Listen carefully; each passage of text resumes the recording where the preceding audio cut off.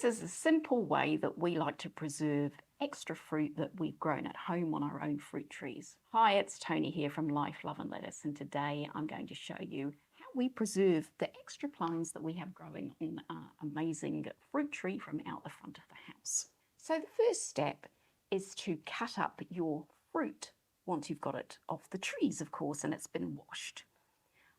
There's no necessity really to cut it too small because the heating process tends to turn the fruit into a really soft and pliable mixture, and actually we quite like having a few interesting pieces in the fruit that we eat. Some people, when they're stewing fruit, like to leave the stones in.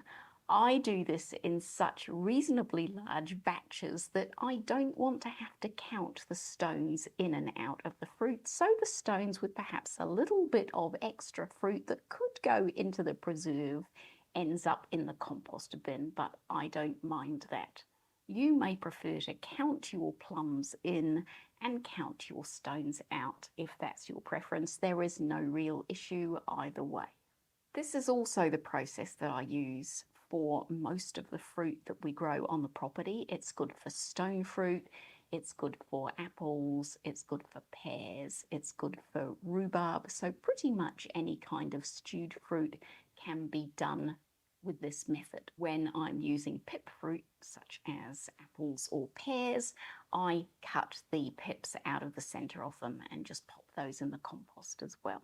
Once you've chopped all your fruit and, in my case, removed the stones, it's a matter of throwing it into the large pot that you're going to boil this down in. Now, I recommend making sure that you've got plenty of headroom in the pot that you're going to use, because you are going to bring the whole mixture to the boil, and I can tell you from countless experiences of mopping up very hot, syrupy fruit off the stovetop, you don't want to go there. So make sure you've got plenty of headroom.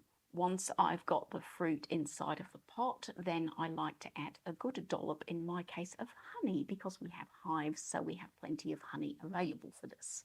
If you're going to use honey instead of sugar in this process, then you can use a 2/3 cup measure of honey to every cup of sugar, and try not to let the mixture boil too hard because you don't want to burn honey. I'll leave a note below of proportions. If you're a person who likes to have a guide, I tend to just throw everything in until it looks right. And if you've been watching my videos for a while, you'll know that that's how I roll. So now that I've thrown everything in, I have covered the fruit and the honey. Then I'm going to stir everything together and put the mixture on the stove and slowly bring it to the boil. I don't want to heat it too quickly because, as I said before, I don't want to burn the honey or the sugar by heating it too quickly. Once the mixture has come to a boil, then I'm going to give it a stir and I'm going to turn it down.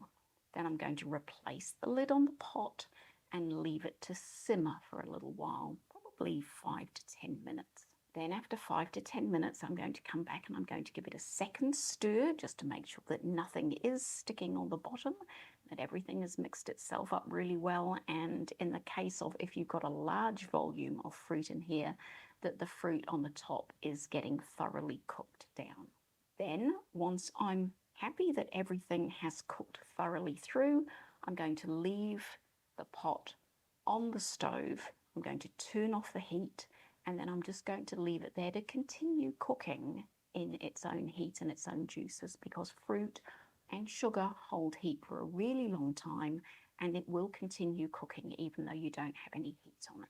Once the mixture has cooled, then I'm going to put it into the containers that I'm going to store it in. Now, if you want to eat this straight away, you can just put it into a clean jar that's come out of the dishwasher, and you can store it in the fridge for up to 5 days and use it.